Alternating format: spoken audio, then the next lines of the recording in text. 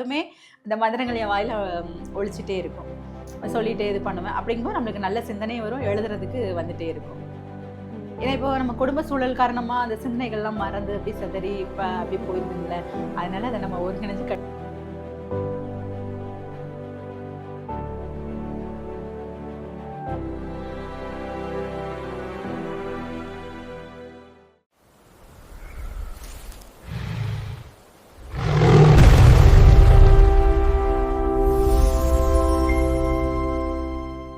சூப்பரா இருந்துச்சு மேம். எப்படி இப்படி கண்டினியூஸா எழுதிட்டே இருக்கீங்க? இவ்வளோ பெருசா எப்படி மேம்? ஏதாவது ட்ரிக் இருக்கா?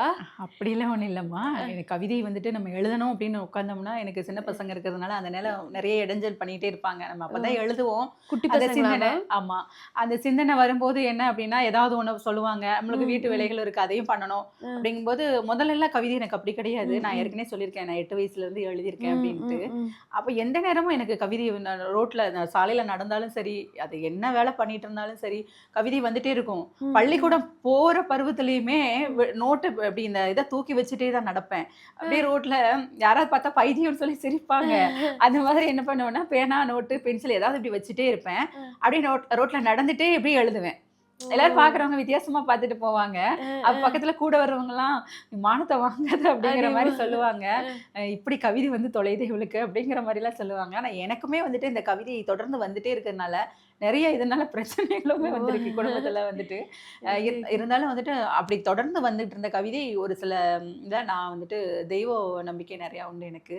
நிறைய சாமி மந்திரங்கள் அந்த மாதிரி எல்லாம் சொல்லிட்டே இருக்கிறதுனால எனக்கு தேவையில்லாத நேரத்துல அந்த கவிதைகள் எல்லாம் வர வேண்டாம், நானே அழுது நொந்திருக்கிறேன்.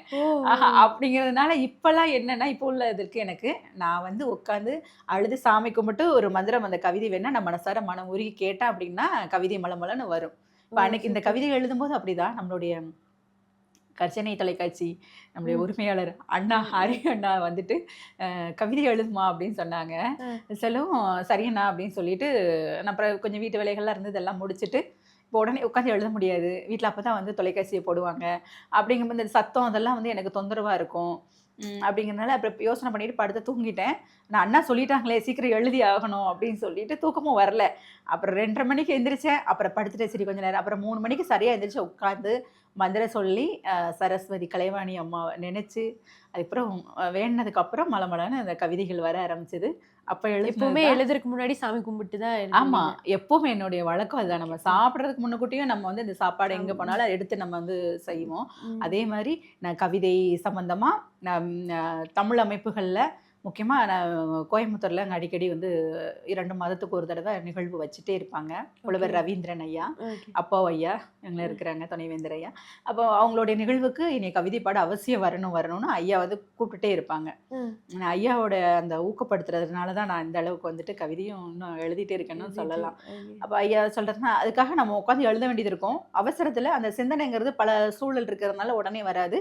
அப்போ வந்து எனக்கு உடனே நான் உட்காந்து அந்த சாமியை கும்பிடுவேன். எனக்கும் ஒரு சில மந்திரங்கள் மனப்பாடமாக தெரியும். இன்னும் ஒரு சில இதுகளுக்கு நான் உடனே வெண்பா இருக்குது, சரஸ்வதி வெண்பா அந்த மாதிரிலாம் இருக்குது, எடுத்து உட்காந்துட்டு ஒரு 2 நிமிடங்கள் அதை படிப்பேன். படித்ததுக்கு அப்புறமா மனம் உருகி ஒரு சொட்டு கண்ணீர் வரும். வந்ததுக்கு அப்புறமா பார்த்தீங்கன்னா அந்த கவிதை சிறப்பான கவிதையாக இருக்கும். அதனால என்ன நான் எழுதுறேங்கிறதுக்காக அதை ஒரு மாதிரி பெருமையாகவும் பேசக்கூடாது. உண்மையிலே அந்த தெய்வ அனுக்கிரகத்தில் நம்ம அதை நினைச்சு இந்த பாடுறவங்களும் சரி தெய்வத்தை இது பண்ணி தான் பண்ணுவாங்க. இப்போ ஒரு மேடையில் ஏறினாலுமே அதை தொட்டு கும்பிட்றாங்க இதற்காக. அந்த மாதிரி நான் கவிதை எழுதும்போது பாடல் எழுதும்போது எதுவாக இருந்தாலும் சரி நான் அந்த தெய்வத்தை நினைச்ச மனசார உருகி மதியில வாக்குல நீ வந்து நுழைஞ்சு எனக்கு அந்த கவிதை அது எத்தனை பேர் அந்த இடத்துல 100 பேர் கவிதை கொண்டு வந்தாலும் இந்த தேவி நாச்சியாரோட கவிதை தான் முதன்மை வாய்ந்ததா சிறப்பு வாய்ந்ததா இருக்கணும் அப்படின்னு சொல்லிட்டு நான் எழுதுவேன். ஆனா ஒரு சின்ன கருவம் வந்துடும் நம்மளுக்கு. அது என்னன்னா அந்த எழுதி முடிச்சோம் நல்ல கவிதையா இருக்குன்னு ஒரு மகிழ்ச்சியும் வந்துடும். அப்ப சரஸ்வதி அம்மா நம்ம கூட தான் இருக்கிறாங்க அப்படிங்கிறதுனால ஒரு சின்ன இதுவும் வரும். அப்புறம் எனக்கு நானே திட்டிக்குவேன், இந்த மாதிரி கருவம் ஆகாது அப்படின்னு நான் சொல்லிக்குவேன். ஏன்னா அது வந்துட்டு நல்லது கிடையாது, இப்படி வரக்கூடாது அப்படின்னு சொல்லிட்டு அப்புறம் சாமியை மனசார நினைச்சு அந்த அன்னையை நினைச்ச உடனே மலமலன்னு அந்த கவிதை எங்க இருந்தா வரும் தெரியாது, நிறுத்த முடியாத அளவுக்கு வந்துட்டு இருக்கும். வரிகள் இவ்வளவு தான் அப்படின்னால அது அதிகமா வந்துட்டு இருக்கும். Super ma'am. அந்த மாதிரி தெய்வ நம்பிக்கை இருக்கிறவங்களுக்கு அது உணர்ந்தவங்களுக்கு தெரியும். கல்ல வந்து தெய்வமா நினைச்சு பார்த்தா கல்லும் தெய்வம் அப்படின்னு சொல்லுவாங்க. தெய்வத்தை வந்துட்டு கல்லா நினைச்சிறவங்களுக்கு அது கல் அப்படிம்பாங்க. என்னை பொறுத்தளவுக்கு வந்துட்டு உண்மையிலேயே வந்துட்டு தெய்வ அனுக்கிரகம் இருந்தால் மட்டும்தான் இதெல்லாம் வந்து பண்ண முடியும். ஒரு சிலர் வந்துட்டு தெய்வ நம்பிக்கை இல்லாதவங்களுக்கும் கவிதை வரும். அது வந்துட்டு அது அவங்களுடைய பிறப்பின் ஒருத்தவங்களுக்கு எப்படியோ அதுதான் இருக்கும். ஆனா எனக்கு நான் முழுமையா நம்பி அத வேண்டி பண்ணா மட்டும்தான் என்னுடைய கவிதை சிறப்பா இருக்கும் அப்படிங்கிறத நான் முழுமையா உணர்ந்திருக்கேன். ஓகே, என்னுடைய கவிதை அப்பதான் சிறப்பு வாய்ந்ததா இருக்கும். Okay, okay. அதனால அதுக்கப்புறம் அன்னைக்கு நன்றியும் சொல்லிக்குவேன். தெய்வங்கள்லாம் நல்லா கும்பிட்றதுனால எல்லாத்தையும் நினைச்சு சரஸ்வதி அன்னைன்னு மட்டும் கிடையாது. என்னுடைய குலதெய்வம், எனக்கு பிடிச்ச தெய்வம், இஷ்ட தெய்வம் எல்லாத்தையுமே நினைப்பேன். முருகன், விநாயகர்ன்னு எல்லாத்துக்குமே மந்திரங்கள் இருக்கு தானே. அதெல்லாம் மனப்பாடமா நான் சின்ன பிள்ளையில அப்படியே படிச்சதுனால தொடர்ந்து அது எனக்கு எப்பவுமே வரும். அதனால நான் வேலை சமையல் பண்ணாலுமே இந்த மந்திரங்கள் என் வாயில ஒலிச்சிட்டே இருக்கும். சொல்லிட்டே இது பண்ணுவேன். அப்படிங்கும்போது நம்மளுக்கு நல்ல சிந்தனை வரும். எழுதுறதுக்கு வந்துட்டே இருக்கும். ஏன்னா இப்போ நம்ம குடும்ப சூழல் காரணமா அந்த சிந்தனைகள்லாம் மறந்து அப்படியே சிதறி அப்படியே போயிருதுங்களே. அதனால அதை நம்ம ஒருங்கிணைஞ்சு கட்டுக்குள்ள கொண்டு வரணும் அப்படிங்கிறதுக்காக நான் அதை பண்ணுவேன். ஓகே. இன்னி நிறைய கவிதைகள்லாம் மேல் மேல் எழுதணும் மேம். என்னோட வாழ்த்துக்கள். நம்ம கர்ஜனையின் சேனலுக்கு ஒரு கவிதை எழுதிட்டு வாங்க நெக்ஸ்ட் டைம். அவசியமா. நானே நினைச்சேன், நீங்களே சொல்லிட்டீங்க. அடுத்த முறை வரும்போது நம்மளுடைய கர்ஜனை தொலைக்காட்சிக்கு அவசியம் கவிதை எழுதணும்னு நீங்க உட்காந்துட்டு நான் சிந்தனை பண்ணேன். நீங்களே சொல்லிட்டீங்க. அடுத்த முறை கண்டிப்பா கவிதையோட வரேன். All the best. வெரி நன்றி, நன்றிம்மா.